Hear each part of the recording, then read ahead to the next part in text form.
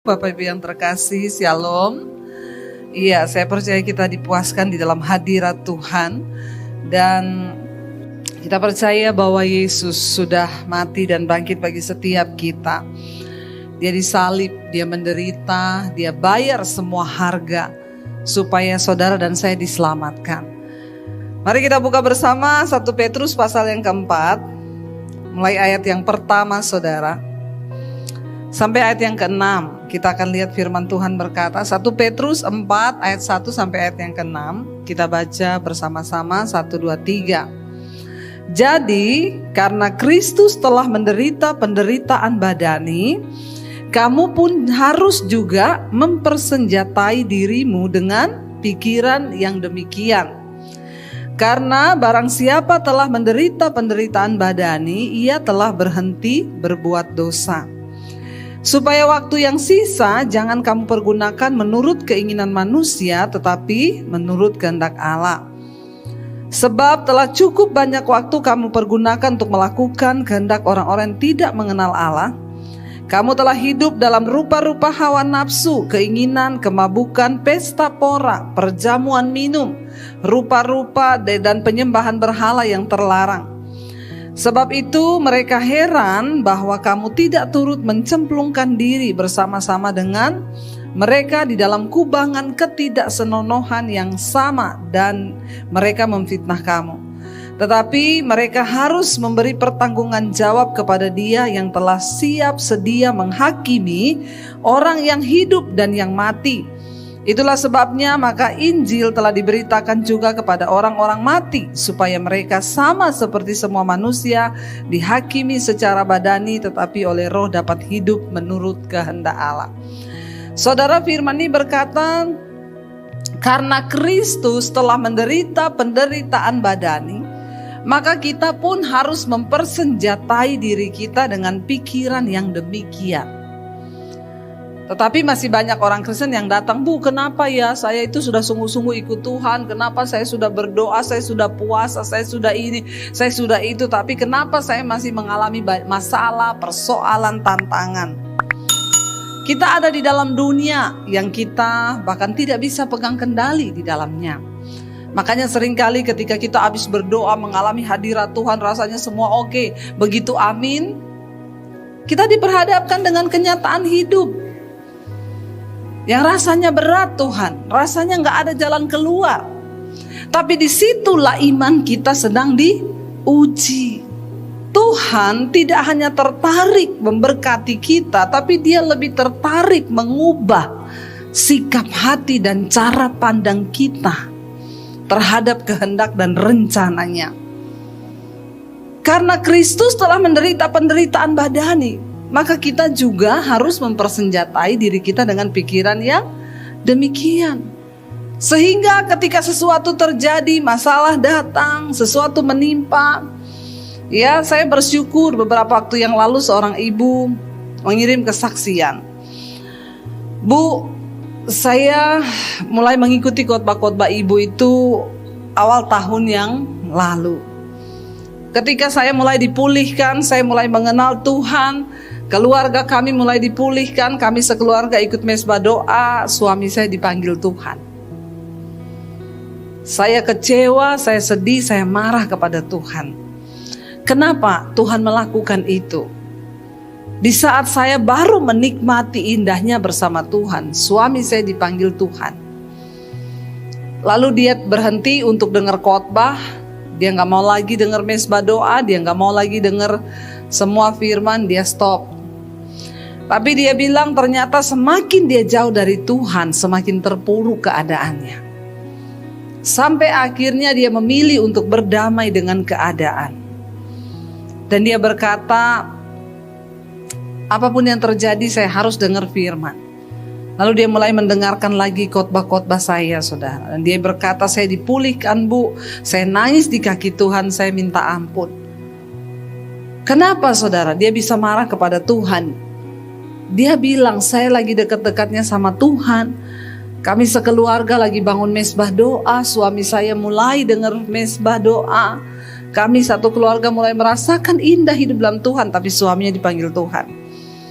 Saya bilang, Bu, kalau engkau setidaknya melihat dari cara pandang yang berbeda, harusnya engkau bersyukur suamimu dipanggil Tuhan dalam keadaan dia sudah dipulihkan.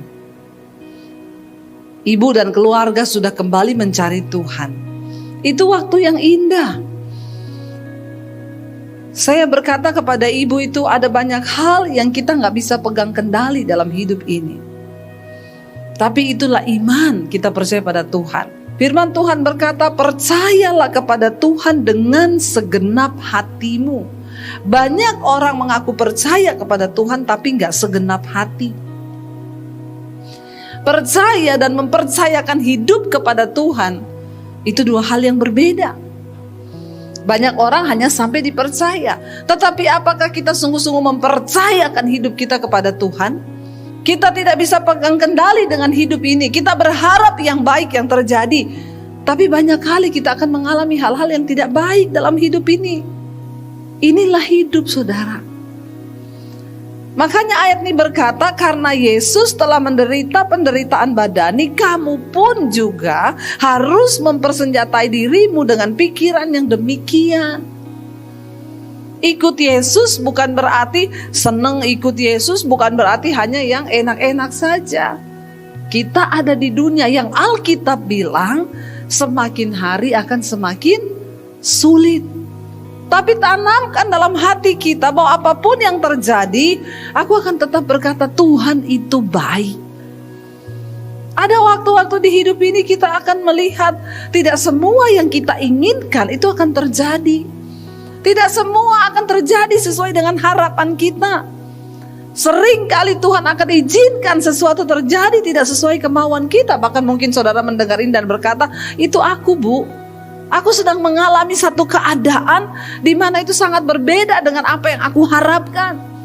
Usahaku rugi, keluargaku berantakan. Berapa banyak orang Kristen mengalami hal yang seperti ini. Saya bukan pendeta yang muluk-muluk.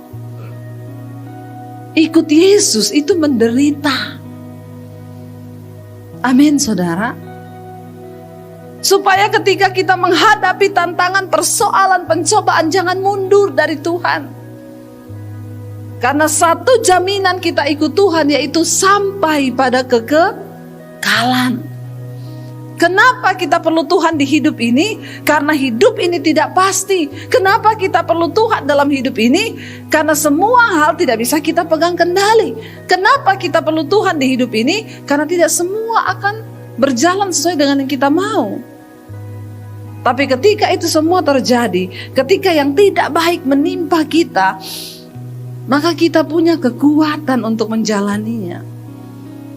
Seringkali saudara, yang kita butuhkan itu bukan jawaban, tapi yang kita butuhkan itu kekuatan untuk menjalani hidup ini. Dan itu ada di dalam Yesus. Amin. Karena saya percaya semua masalah itu ada time limit. Nggak ada masalah yang tidak ada time limitnya. Jadi jalani aja dengan hati yang bersyukur. Kita bisa belajar kenapa Rasul Paulus berkata, aku terlebih suka tinggal dalam penderitaan, terlebih suka aku tinggal dalam aniaya, terlebih suka aku tinggal di dalam pencobaan. Itu kata Rasul Paulus loh.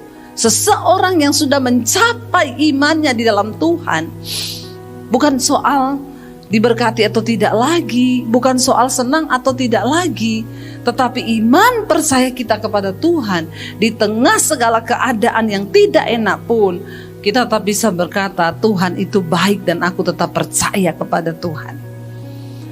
Karena Yesus telah menderita penderitaan badani. Siapa kita sehingga kita ini gak suka menderita, saudara? Mengapa Tuhan izinkan penderitaan terjadi dalam hidup kita? Firman ini berkata, karena barang siapa telah menderita penderitaan badani, ia telah berhenti berbuat dosa. Jadi ternyata penderitaan itu membawa kita semakin dekat pada Tuhan. Orang yang semakin banyak menderita itu semakin sedikit berdosa. Harusnya kalau kita berespon dengan benar. Penderitaan akan menekan daging kita. Penderitaan akan membuat kita semakin serupa dengan Kristus. Ya, Penderitaan akan membuat kita ini belajar untuk semakin menekan kedagingan kita dan kita belajar berserah kepada Tuhan. Saya dulu bersaksi saudara, ketika kita lagi bangun studio di Jakarta untuk pelayanan, ya kita ditipu 300 juta dibawa lari uang. Waktu itu saya marah. Saya kejar orangnya. Tiap hari saya WA, mana uang saya balikin. Balikin. Tiap hari saya kehilangan damai sejahtera, udah gak bisa doa, nyalahin suami. Saya marah. Tapi satu kali saya duduk di kaki Tuhan, saya tanya Tuhan, kenapa Engkau izinkan ini terjadi? Saya ini hamba Tuhan. Saya juga lagi bangun studio untuk pelayanan. Kenapa Tuhan izinkan uang kita dibawa? Ya Tuhan cuma ngomong satu hal. Kamu itu kalau ada orang datang cerita ditipu, uangnya dibawa lari 1M, 2M, kamu jawabnya apa? Saya jawabnya lupakan saja. Karena uang gampang dicari, tapi damai sejahtera dan sukacita itu susah dipegang. Nah sekarang ketika kamu mengalami ini, kamu bisa gak melakukan sesuai yang firman Tuhan katakan yang sering kamu ajarkan kepada jemaat? Menurut saudara susah atau susah? Susah saudara. Makanya saya bilang tidak semua orang itu ya waktu berkata percaya kepada Tuhan. Waktu kita bilang kita percaya kepada Allah ya. Tidak seindah lagu-lagu yang kita nyanyikan lah kenyataan. Tetapi itulah iman. Waktu saya dapat suara itu Tuhan bilang, lakukan sesuai firman yang sering kamu khotbahkan. Kalau ada orang nipu, lepaskan pengampunan. Lupakan. Terima itu sebagai satu proses Tuhan. Saya bilang ya tapi jangan kayak gini juga kali Tuhan. Kalau orang lain ditipu kan duitnya masih banyak. Kalau saya ditipu, udah pas-pasan ditipu lagi. Tapi Tuhan bilang gak ada pilihan, lepaskan pengampunan. Lepaskan pengampunan. Yang tadinya saya marah, kecewa, kepahitan mulai berdosa kan. Tapi ketika kita berespon dengan benar, saya berlutut di kaki Tuhan dan saya bilang, iya Tuhan, aku mau taat. Berikan aku kekuatan untuk melepaskan pengampunan.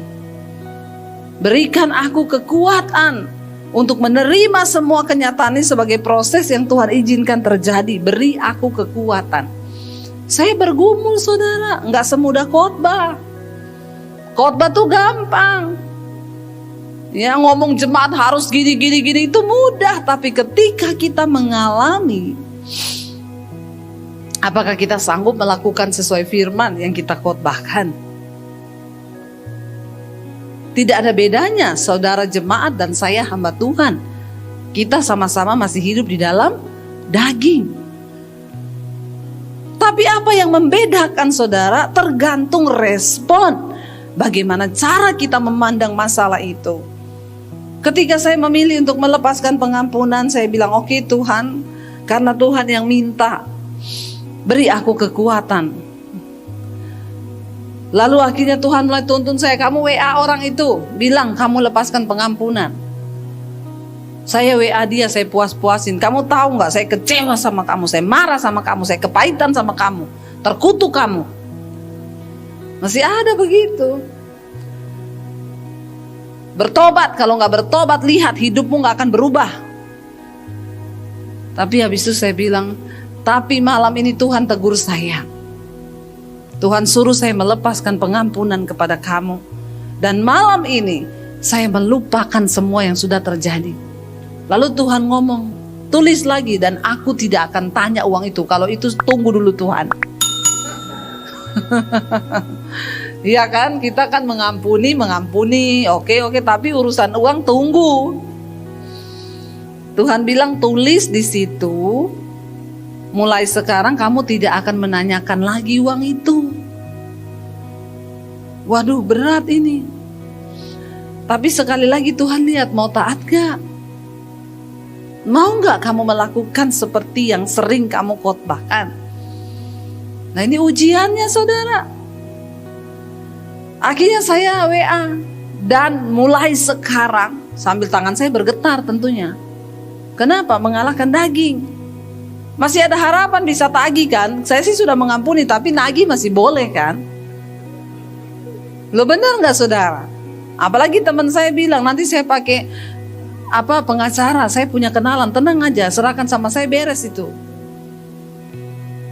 Tapi Tuhan bilang, mengampuni itu melupakan. Lalu saya ketik, dan mulai sekarang saya tidak akan tanya lagi perihal uang itu. Kamu berurusan dengan Tuhan secara pribadi. Berat gak saudara? Berat. Di hati itu berat.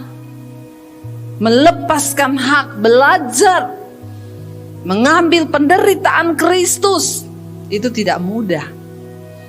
Tapi itu firman. Suruh lepaskan pengampunan. Maukah kita sungguh-sungguh percaya kepada Tuhan? Bahwa ketika kita taat ada berkat yang Tuhan sediakan. Dan benar setelah saya melepaskan pengampunan, besok lupa enggak? Enggak. Besok iblis masih kasih ingat. Iblis masih mancing saya, WA tanya uangnya mana. Iya, saya ambil HP saudara. Tapi saya baca lagi yang saya tulis kemarin. Dan mulai hari ini saya tidak akan tanya lagi uang itu. Saya taruh lagi HP-nya. Saya bergumul lagi dengan Tuhan. Karena Kristus telah menderita penderitaan badani, maka kita juga harus mempersenjatai diri kita dengan pikiran yang demikian. Siapa kita sehingga kita gak mau menderita? Saya lepaskan pengampunan. Setiap hari belajar, setiap hari juga iblis goda, tagih. Setiap hari iblis goda saya WA, tanya uang itu. Enggak. Mampukan aku Tuhan. Waktu saya lepaskan pengampunan, tiba-tiba ada orang memberkati saya untuk pembangunan studio 1M saudara. Siapa yang melakukan itu? Enggak ada orang tahu kita lagi bangun studio waktu itu. Tapi Tuhan, bagi Tuhan menjawab persoalanmu dan persoalanku itu terlalu mudah, semudah hanya Dia berfirman. Tapi yang menjadi sulit bagi Tuhan mengubah sikap hati kita ini loh, menjadi sesuai dengan apa yang Tuhan mau. Karena orang yang telah menderita penderitaan badani, dia berhenti berbuat dosa. Saya mengerti ayat ini ketika saya mengalami ini loh, ternyata yang Tuhan mau. Kita diizinkan datang penderitaan, kita berlutut di kaki Tuhan. Banyak hal yang bisa kita introspeksi dan Tuhan bisa berbicara. Tapi seringkali kita memilih untuk mengikuti kedagingan kita dan gak mau taat pada apa yang Tuhan suruh. Kenapa? Karena terlalu banyak orang Kristen ngomong percaya kepada Tuhan, tapi gak segenap hati. Tidak segenap hati kita percaya. Percaya sama Tuhan. Aku mau berjalan bersama Engkau. Waktu Tuhan suruh lakukan ini loh yang aku mau. Kita lakukan gak? Ketika ada ibu-ibu yang datang aku, saya sakit hati sama suami saya. Tuhan bilang lepaskan pengampunan, doain suamimu. Saudara mau melakukan itu? Ketika kita diperhadapkan dengan tekanan, persoalan, penderitaan, apakah kita mau? Benar-benar ngomong aku percaya. Saudara, firman Tuhan berkata, barang siapa berpaling kepada Allah, engkau harus percaya bahwa Allah itu ada. Dan bahwa Ia memberi upah kepada orang yang sungguh-sungguh mencari dan mentaati Dia. Ada upah dalam ketaatan. Tapi kenapa seringkali kita gak bisa lihat mujizat? Kenapa kita gak bisa lihat Tuhan bekerja? Firman Tuhan berkata, bukan tanganku yang kurang panjang, bukan telingaku kurang tajam mendengar doa dan seruanmu, tetapi dosamu, kejahatanmu, kesalahanmu, itu yang menghambat semua janji-janji Tuhan itu. Ayo kita mulai berjalan dalam ketaatan. Yuk kita mulai melatih iman kita di dalam setiap persoalan, penderitaan yang kita alami. Kita berhenti untuk berbuat dosa. Buang kepahitan, buang amarah. Percaya pada janji Tuhan. Bahwa dia tidak kurang panjang tangannya, gak kurang tuli telinganya untuk mendengarkan doa dan seruan kita. Tapi dosa, kesalahan, ketidaktaatan, kekerasan hati kita itu yang menghalangi mujizat Tuhan terjadi atas hidup kita. Datang di kaki Tuhan saudara, rendahkan dirimu dan tanya, apa yang kau mau Tuhan? Apa maksudmu dari semua ini? Apa yang Tuhan izinkan terjadi ini? Apa rencanamu atas hidupku? Cari itu. Makanya saya banyak orang datang konseling. Bu, saya bilang cari Tuhan. Tanya apa kehendak Tuhan atas hidupmu. Engkau tidak bisa tanya pendeta.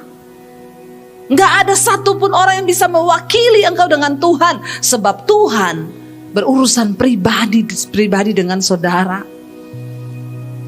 Gak ada pendeta yang begitu hebat yang bisa kasih tahu jalan Tuhan dan kehendak Tuhan atas hidupmu.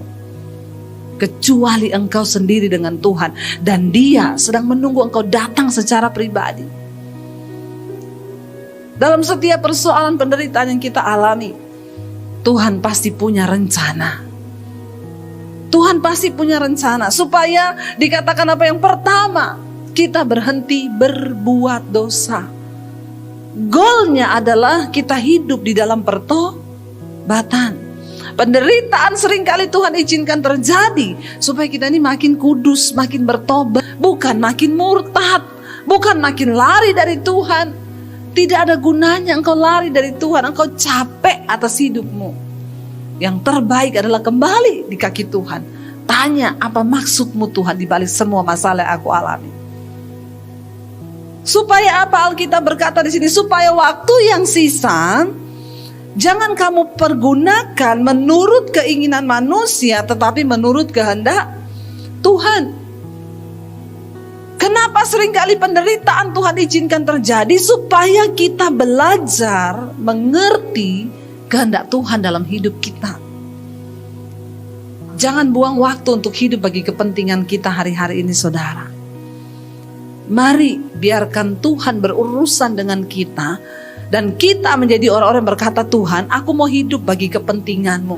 Kenapa saudara? Karena kalau kita hidup bagi kepentingan Tuhan, ada alasan untuk Tuhan memberkati hidupmu. Sebab engkau hidup bagi kepentingan Tuhan. Itu akan menjadi sebuah alasan Tuhan memberkati engkau. Itu akan menjadi sebuah alasan untuk Tuhan bekerja dalam hidup kita. Kenapa? Karena aku mau hidup bagi kepentingan Tuhan. Supaya waktu yang sisa jangan kamu pergunakan menurut keinginan manusia, tetapi menurut kehendak Tuhan.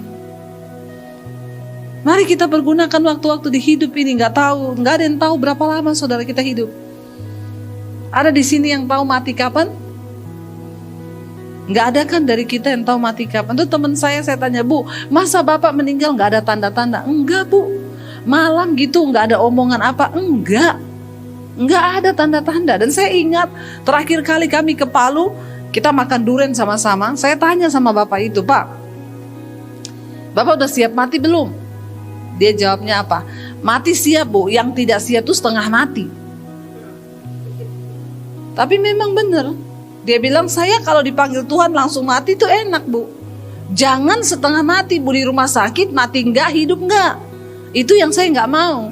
Jadi saya ini berdoa kalau Tuhan mau panggil, langsung aja Tuhan panggil. Saya siap mati, yang enggak siap itu setengah mati. Kita enggak pernah tahu waktu yang Tuhan masih beri buat kita itu sampai kapan. Karena itu ayat ini berkata, pergunakan waktu-waktu hidup kita untuk hidup menurut kehendak Tuhan. Persoalannya kehendak Tuhan aja kita nggak ngerti. Bagaimana kita mau hidup menurut kehendak Tuhan? Banyak yang bertanya, maksudnya apa Bu? Baca Alkitab. Apa itu kehendak Tuhan? Firman Tuhan. Secara umum kehendak Tuhan bagi hidup kita tuh firman Tuhan. Ketika kita mulai membangun hidup kita di atas dasar kebenaran firman, baru kita mulai akan menemukan kepekaan untuk mengikuti tuntunan Tuhan lebih dan lebih lagi. Apa yang harus kita lakukan di dalam hidup ini menurut kehendaknya. Hari-hari ini saya dan suami lagi dibawa Tuhan untuk terus bergerak bagi kepentingan Tuhan. Kita mau buka satu sekolah misi saudara untuk hamba-hamba Tuhan. Sekolah gratis dari desa-desa. Gereja tidak bisa tutup mata. Hamba-hamba Tuhan gak bisa tutup mata. Saya hari-hari ini sedang dibawa Tuhan. Banyak yang bertanya di Jakarta, ibu mau buka gereja gak? Enggak, sudah banyak gereja. Saya mau menjadi hamba Tuhan yang mau bergerak saja bagi kepentingan Tuhan. Kita lihat hamba-hamba Tuhan di desa. Kita melihat gereja-gereja kecil di desa. Kami terus membangun di desa-desa. Gereja-gereja terus kami bangun. Satu kami bangun. Support hamba-hamba Tuhan di desa. Saya percaya waktu kita hidup bagi kepentingan Tuhan, itu menjadi salah satu alasan Tuhan memberkati hidupmu.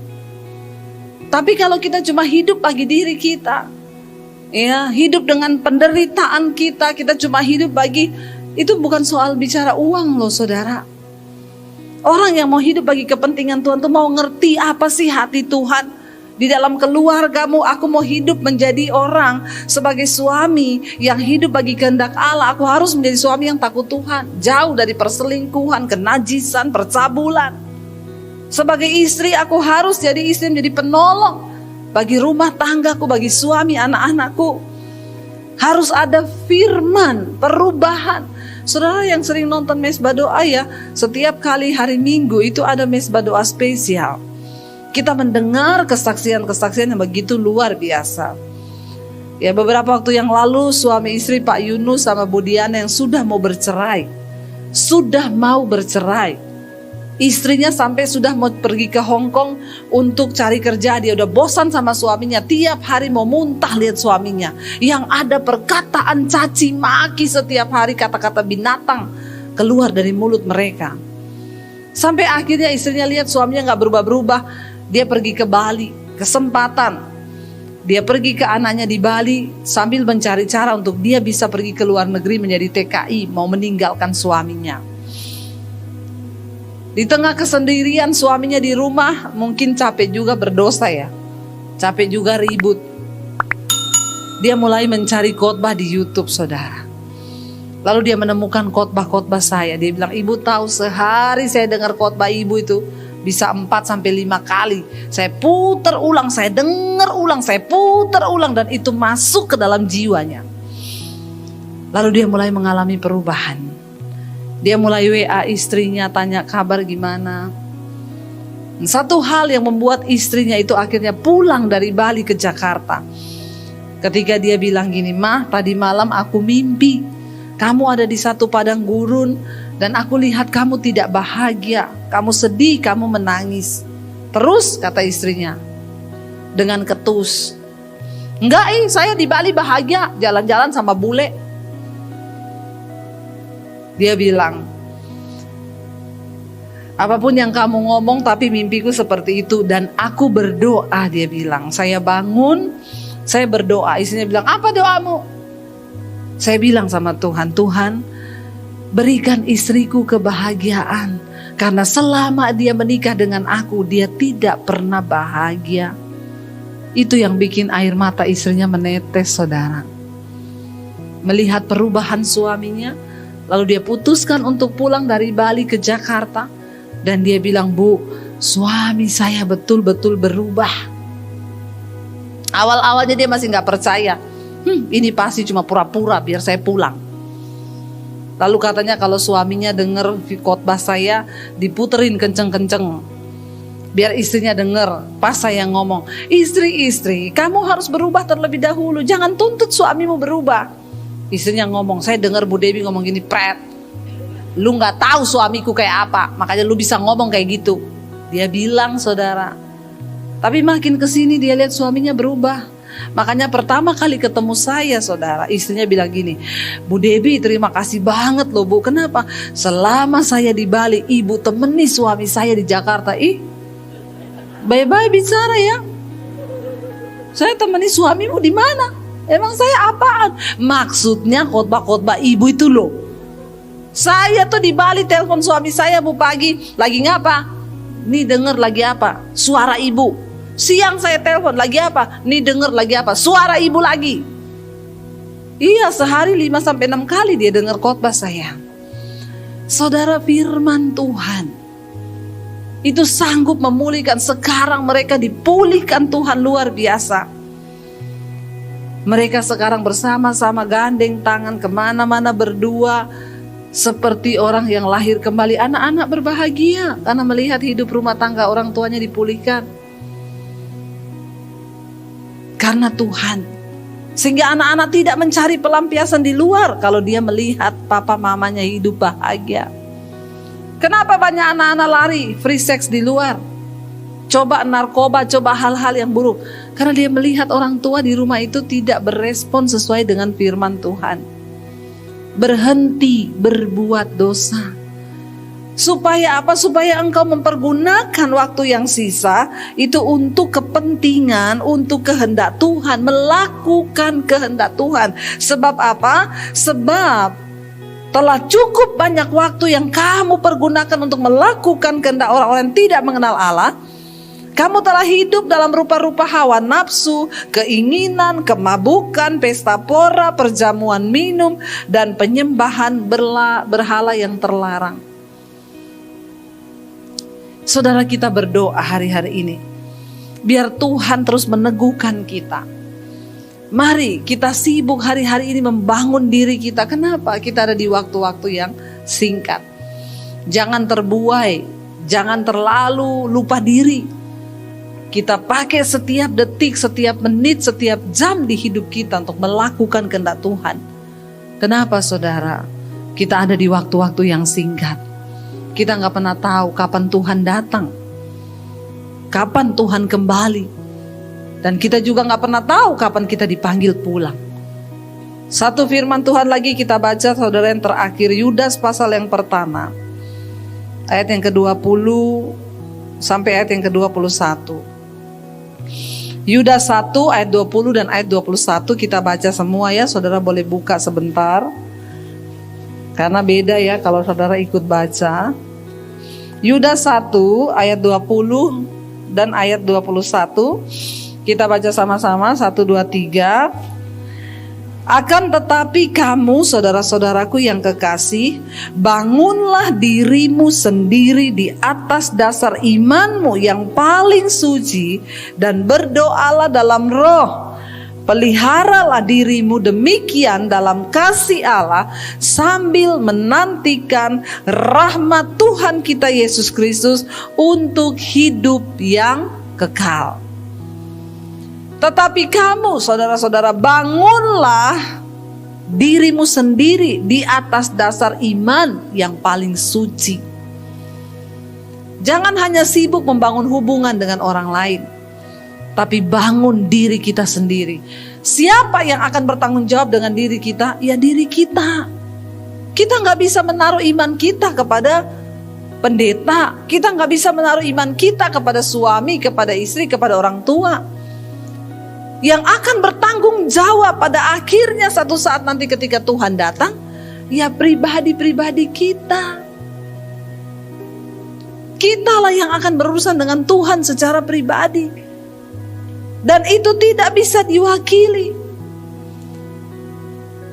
Ketika Musa membawa bangsa Israel keluar dari tanah perbudakan di Mesir, mereka menyembah berhala, membuat patung emas lalu mereka sembah. Dan Musa berkata, Tuhan, ya Allah, ampunilah kiranya bangsa ini.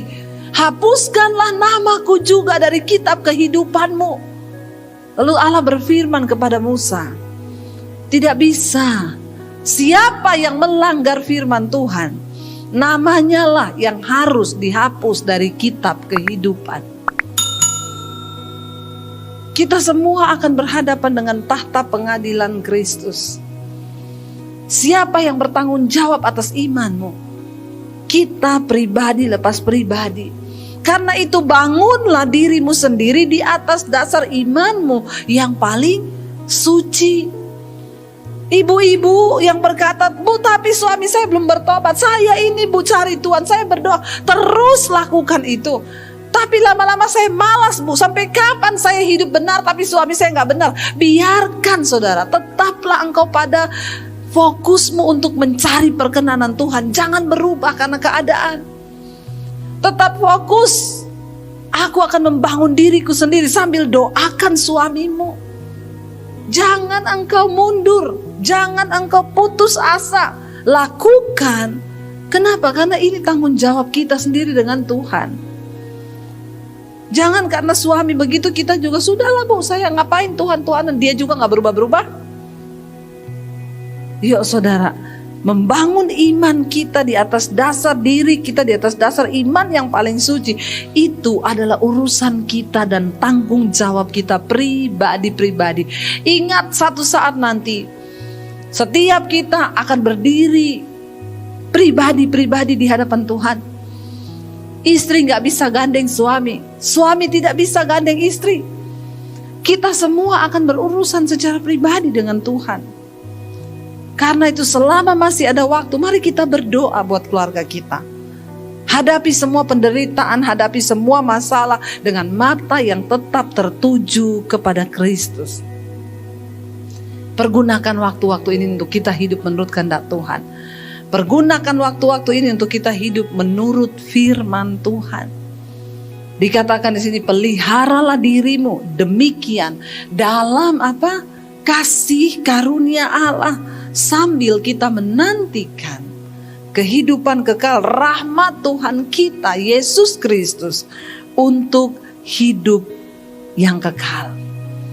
Ingat, tidak selamanya kita akan menderita di dunia ini. Ada saatnya nanti saudara, masalah itu selesai, penderitaan itu selesai, dan kita akan melihat janji Tuhan. Tidak untuk selamanya dibiarkan orang benar itu goyah. Sebab Tuhan yang berjanji, Dia juga yang akan menggenapi setiap janjinya dalam hidup kita. Tapi kita harus percaya bahwa Dia Tuhan yang melakukan kehendaknya atas hidup kita. Mari kita mau percaya, kita mau bilang terima kasih Tuhan, kami percaya. Melewati tantangan, ujian, persoalan, Tuhanlah yang pegang tangan kami dan sanggup membawa kami dalam jalan-jalan kemenangan Tuhan. Jangan pernah mundur saudara hari-hari ini. Di waktu-waktu Tuhan datang, mari kita semakin teguhkan iman kita di hadapan Tuhan.